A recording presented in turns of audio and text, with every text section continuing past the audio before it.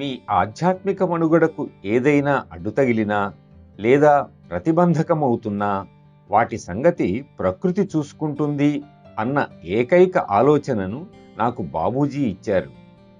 ఆధ్యాత్మికతే మన మార్గాన్ని సుగమం చేస్తుంది, అడ్డంకులు లేకుండా చేస్తుంది అన్నదే మనకున్న వాగ్దానం. మీ అందరూ దీని గురించి ఆలోచిస్తారని, మీకు ఎలాంటి పరిస్థితులు ఎదురైనా సరే మీరు మీ మార్గాన్ని విడిచిపెట్టే అవసరం రాకూడదని నేను ప్రార్థిస్తున్నాను. ఎందుకంటే ఒక్కసారి పోగొట్టుకున్నారంటే మళ్ళీ కనుగొనలేకపోవచ్చు.